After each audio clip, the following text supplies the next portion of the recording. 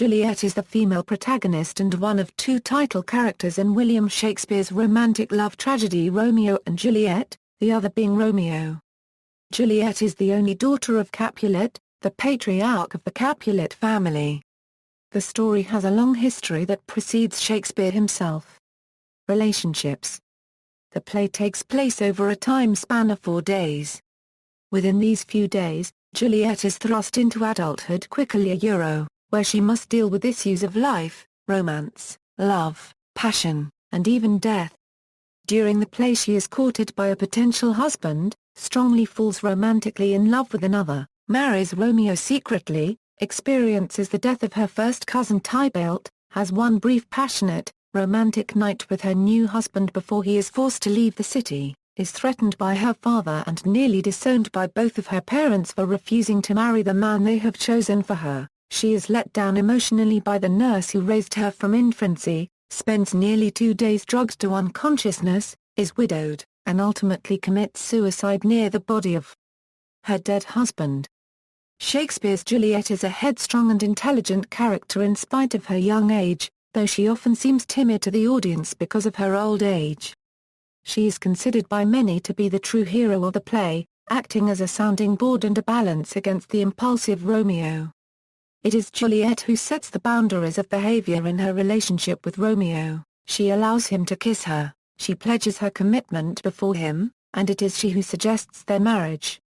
Juliet's forgiveness of Romeo after he kills Tybalt indicates her mature nature in contrast to his passionate impulsiveness. Furthermore, Juliet lies and clandestinely subverts her family's wishes, a truly rebellious action against traditional Italian society. These actions and the choices they require establish Juliet as a far more complex character than her family, or even Romeo, appreciate. Character history. Juliet's wealthy family lived in Verona, headed by old Capulet and his wife. She was their only child and was thought of as a gift from heaven. As a child, she was cared for by her nurse, who is now her confidant, or Juliet's stepmother. In Juliet's first scene, she demonstrates her obedience and lack of experience in the world, outlining herself as inexperienced and in many ways dependent on her parents and nurse. She does not even give marriage a second thought, but she does want to do what her mother asks. It is high time that Juliet go the route Lady Capulet went in her youth, and be married to a rich and powerful gentleman like her father. The Count Paris is a bit of a bystander in the play, however, unwittingly mixed up in the drama between the families.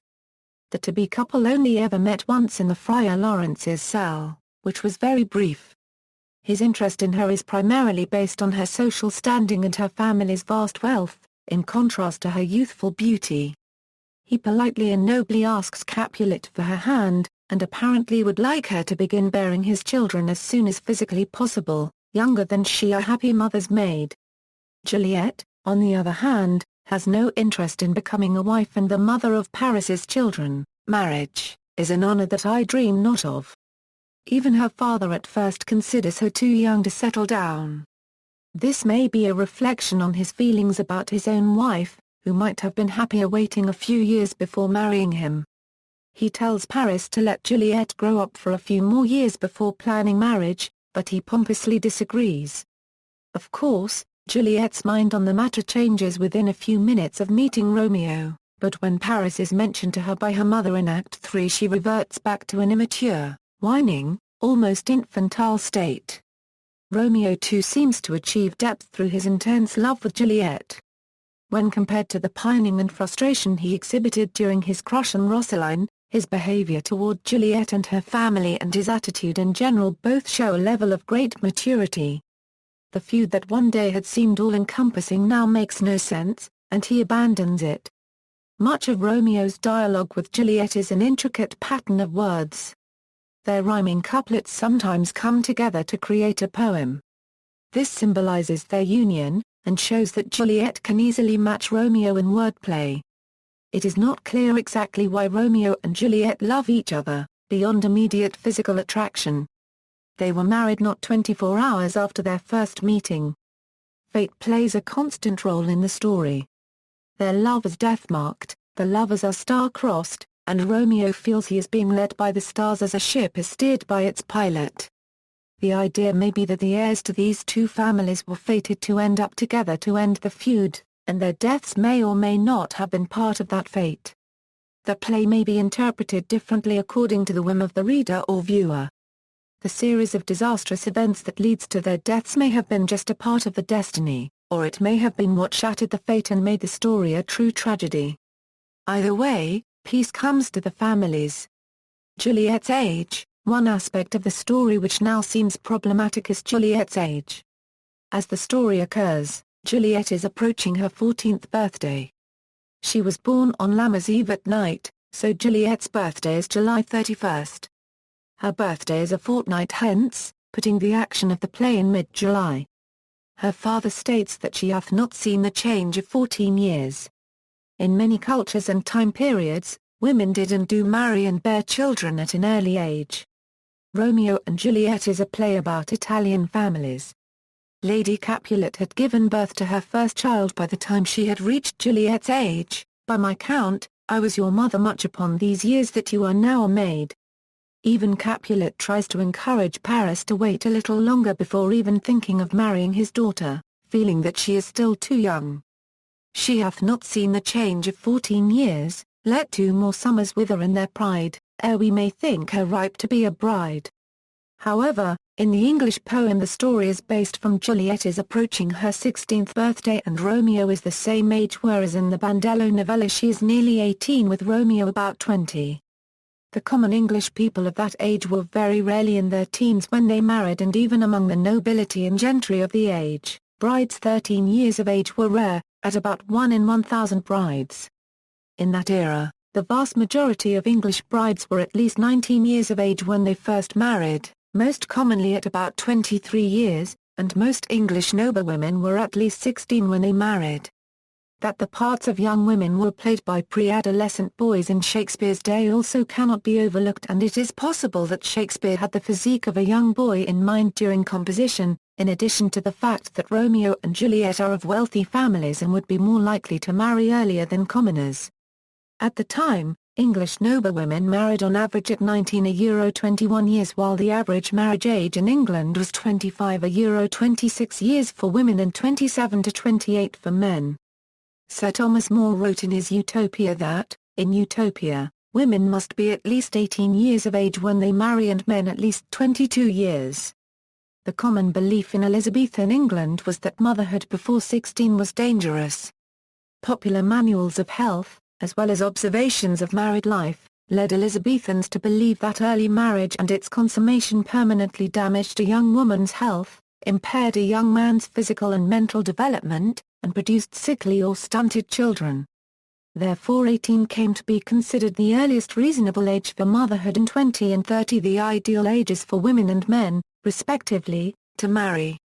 Shakespeare might also have reduced Juliet's age from 16 to 14 to demonstrate the dangers of marriage at too young of an age. That Shakespeare himself married Anne Hathaway when he was just 18 might hold some significance. In today's Verona, Casa di Giulietta. In Verona, an early 14th-century house at Via Caplo No. 23, claiming to be the Capulets, has been turned into a tourist attraction, but it is mostly empty. It features the balcony, and in the small courtyard, a bronze statue of Juliet. It is one of the most visited sites in the town. The metal of its chest is worn bare due to a legend that if a person strokes the right breast of the statue, that person will have good fortune and luck in love. Many people write their names and the names of their beloved ones on the walls of the entrance, known as Juliet's Wall. Many believe that writing on that place will make their love everlasting. After a restoration and cleaning of the building, it was intended that further writing should be on replaceable panels or white sheets placed outside the wall. It is also a tradition to put small love letters on the walls, which are regularly taken down by employees to keep the courtyard clean. Club di Giulietta. Since the 1930s, letters addressed to Juliet keep arriving in Verona. As of 2010, more than 5,000 letters are received annually, 3/4 of which are from women. The largest single group of senders are American teenagers. The letters are read and replied to by local volunteers, organized since the 1980s in the Club di Giulietta, which is financed by the city of Verona. The club has been the subject of a book by Lies and Seal Friedman and is the setting for a 2008 book by Suzanne Harper and a 2010 USA movie, Letters to Juliet. Performers: a number of famous actresses and some actors have portrayed the role of Juliet. Mary Saunderson was the first woman to play Juliet professionally. Previous actors had all been males. Eliza O'Neill won her fame with Juliet at Covent Garden, 1814. Catherine Cornell had a notable Broadway success as Juliet opposite the Romeo of Basil Rathbone in 1934, and revived the production with Maurice Evans as Romeo and Ralph Richardson as Mercutio the following year. Peggy Ashcroft was one of the great Juliets in history, most famously in the 1935 London production directed by John Gielgud, in which Gielgud and Laurence Olivier alternated the roles of Romeo and Mercutio. Norma Shearer in George Cukor's Romeo and Juliet. Leslie Howard was her Romeo. Judi Dench had a great success as Juliet in Franco Zeffirelli's 1960 London production. Olivia Hussey portrayed Juliet in Zeffirelli's 1968 film, Romeo and Juliet. Leonard Whiting was her Romeo. Niamh Cusack portrayed Juliet in 1986 with the Royal Shakespeare Company. Sean Bean was her Romeo. Claire Danes was Juliet in Baz Luhrmann's modernized 1996 version, Romeo plus Juliet, alongside Leonardo DiCaprio as Romeo. Gugu Mbatha-Raw portrayed Juliet at the Royal Exchange Theatre's 2005 production. James Patrick Davis portrayed Juliet in an all-male 2008 production with Shakespeare Theatre Company, opposite actor Finn Wittrock as Romeo. Hailey Steinfeld portrayed Juliet in Carlo Carli's film adaptation, opposite actor Douglas Booth as Romeo. Deepika Padukone portrayed Juliet in Sanjay Leela Bhansali's 2013 Hindi adaptation of Romeo and Juliet, Galayan Ki Ras Leela Ram Leela, animation. In Romeo and Juliet, Sealed with a Kiss, Juliet is portrayed as a white seal and is voiced by Patricia Trippett while her brother Daniel did the voicing of the brown seal Romeo. Fumi Maizuzo voices Juliet in the heroic fantasy adaptation Romeo x Juliet by the Japanese animation studio Gonzo, with Takahiro Mizushima voicing Romeo. Bryna Palencia and Chris Burnett portrayed the characters in the English-language version. In Romeo and Juliet, Juliet is a lore gnome voiced by Emily Blunt. Fictional performers: the Academy Award-winning film Shakespeare in Love depicts history's first Juliet as being illegally played by Viola de Lesseps, a woman. In her music video Love Story, American singer-songwriter Taylor Swift played the part of Juliet. The plot was transformed to a happy ending, instead of tragic. In the credits of Toy Story 3, one of the Squeeze toy aliens LGMs play the role of Juliet dressed up in a dress, a wig and a princess hat. In the climax of Casting Call from the Mysteries of Alfred Hedgehog, after Camille Wallaby who is beautifully dressed solves the mystery with Alfred and Marlowe, she is chosen to be the perfect Juliet by saying her famous words. In The Sims 2 Juliet reappears as Juliet Cap. In the episode Chem Gems from Danger Rangers, during the song called Don't Touch That, the pink cat Kitty portrays Juliet. In the sitcom Wizards of Waverly Place, actress Bridget Mendler portrays Juliet. However, after her disappearance in the episodes, she later reappears various times in the series. Notes. References: Bivington, David, ed. Romeo and Juliet, The Bantam Shakespeare, Levinson, Jill L., ed. Romeo and Juliet, The Oxford Shakespeare, further reading, Juliet's Taming of Romeo Carolyn E. Brown. Studies in English Literature, 1500–1900, Volume 36, 1996, A Psychological Profile of Shakespeare's Juliet, or Was It Merely Hormones? Nancy Compton Warmbroad The English Journal, Volume 69, No. 9, PA 29, External links, The Juliet Club in Verona, The Fan Listing for Juliet, Juliet Character Analysis.